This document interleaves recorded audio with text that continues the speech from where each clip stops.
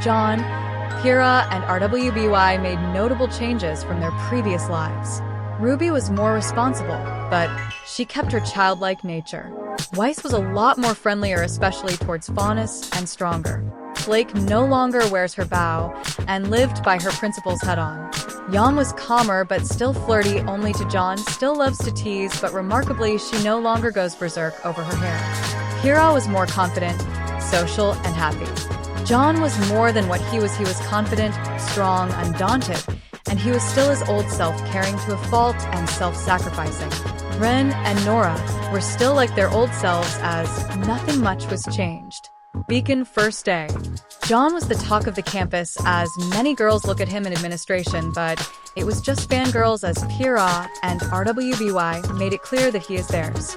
The first-year guys were jealous, as Jaune was surrounded by girls. History class. They didn't pay much attention, as they all know their studies, while Jaune knows everything that can be learned. Oblek was the same caffeinated blur. Carden tried to insult the Faunus, but was stopped by Jaune's glare. Grim studies. Port was his usual blow-hard self, as the cast ignored the portly old man. RWBY was balancing a pencil on her lip. Weiss was filing her nails. Blake was reading Jaune's book. Jaune was playing on her scroll. Pyrrha was reviewing notes from the future Jaune, as he spent time archiving on his spare time. Jaune was meditating to fight off the red thirst that was still bothering him ever since the beginning.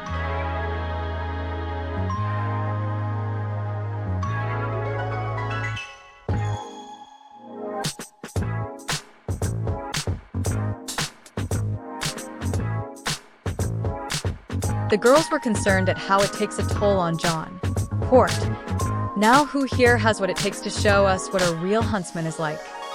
Weiss raised her hand, wanting to see how far she has come. RWBY won't distract her like she did before. Weiss didn't waste any movements.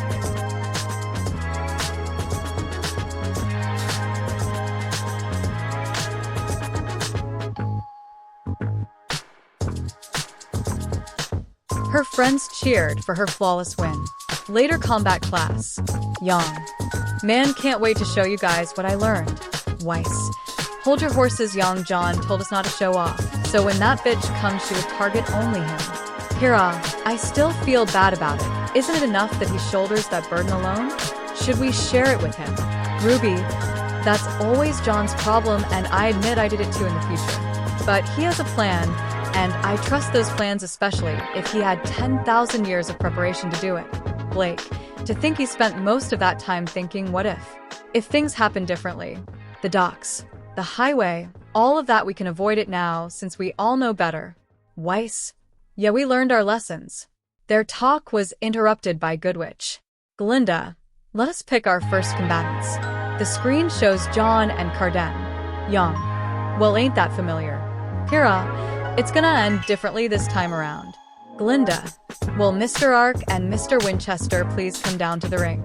The two fighters meet at the battleground. Carden was smug, thinking he was dealing with an animal. Jaune was just staring at him dangerously. But the reason was not their past engagements, no. He forgave Carden, and they became fast friends during the war. No, Jaune was in a trance, seeing himself in a dark cathedral-like room, staring down a figure that took over Carden's form. It was a giant bald man in black armor with a giant claw in one hand and a bigger mace in the other. Jaune was being overtaken by not only the red thirst, but he is giving in to the black rage. Glinda. Alright, you two know the rules, now get ready, get set. Begin. Carden slowly walks towards Jaune, who seems like a deer caught in headlights. RWBY was now concerned this wasn't part of the plan. Carden. What's the matter, scared? I guess you should be like any faunus when facing a human. They're betters. Jaune. Carden. Time to die. Snap. Jaune. Asterisk roar. Asterisk. The angel wails as he charges Carden like a speeding bullet. As his blade catches the shaft of Carden's mace, he looks at the menacing visage of a bloodthirsty warrior, wanting to rip him to pieces. Jaune swung relentlessly with an intent to murder.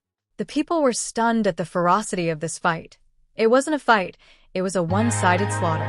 Carden could only defend, as the relentless assault of a pseudo pre-march is devastating enough. Jaune. Traiteur. He swung his blade, sending Carden sliding on his back. Jaune. Horus. He runs towards Carden, grinding the Emperor's blade on the ground to him. Carden. Who the fuck is Horus? Jaune stopped there as the veil was lifted as his will finally returns to stem the tide. Jaune. Astérisque gasp astérisque astérisque pont astérisque astérisque pont astérisque. The girls looked at him in concern for his outburst. Belinda. Mr. Ark, are you alright? Jaune. I apologize, it seems like overstepped. Sorry, couldn't sleep last night. Belinda. Be that as it may, please get the necessary sleep amount, and good job on the fight. You showed uniquely unparalleled skills with a sword and the ferocity to match it.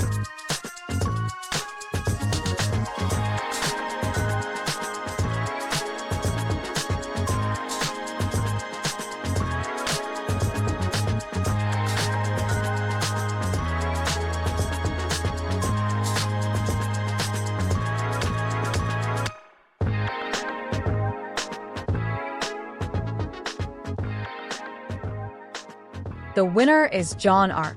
Mr. Winchester, please focus on battle, not banter. It is not a good replacement for skill. Jaune offers Jim his hand, and he begrudgingly accepts it. Jaune. I apologize, Carden. I just wasn't myself. Carden just shrugs and turns to leave. Jaune felt guilty for endangering him as he now returns to his friends up in the stands. Jaune saw the look RWBY is giving him along with everyone. Jaune. I'll explain later. In private. Later. RWBY. Jaune, what was that? Jaune. Sigh, something that comes after the red thirst. It's called the black rage. Weiss. What is that? Jaune. I am assaulted by visions of mine, or my previous life's demise. Young. Sounds like Oshbin shenanigans. Jaune. Yeah, it seems like when I was brought back another soul was reborn in me. Blake. Are you gonna be? Jaune, no. It seems like my memories and the past are mixed together, as I recall a childhood not just of 7 sisters, but 17 brothers. Everyone 17. Jaune. Yeah, we were created by our father the Emperor. Kira. What do you mean created? Jaune. I don't know, I am still getting bits and pieces of memories, but when I have the full picture. Blake. Don't force yourself if you can't answer. Jaune. Thank you.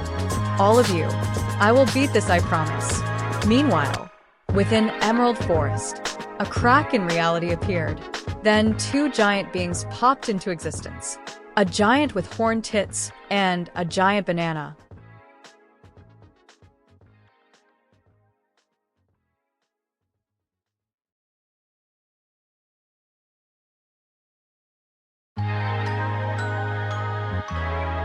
Magnus. Alright, what convoluted mission my father has sent us on now? Kitten. After your plan got rejected by the Emperor. Magnus. It was not rejected, it was postponed. Kitten. Alright, postponed. He would add quotation marks, but he isn't allowed of letting go of his weapon. We were sent here to confirm one of his plans has come to fruity foo. Magnus. Fruition. Kitten. Yes, that. Magnus. What is his oh so glorious plan? Kitten. He wants to know if the soul of Sanguinius have come back to life. Magnus. What? My brother alive once again. Kitten, yeah? What's the problem? Angry that another loyalist comes back? Magnus. No. It's just he's one of my brothers that I actually love and wasn't an asshole to me and was actually nice and supporting of me, unlike father. If I was allowed one regret during the Horus heresy, it would be failing to save Sanguinius' life. Kitten. Oh. Well, I hope everything will go smoothly. Yelling in the distance. Fuck you, Horus.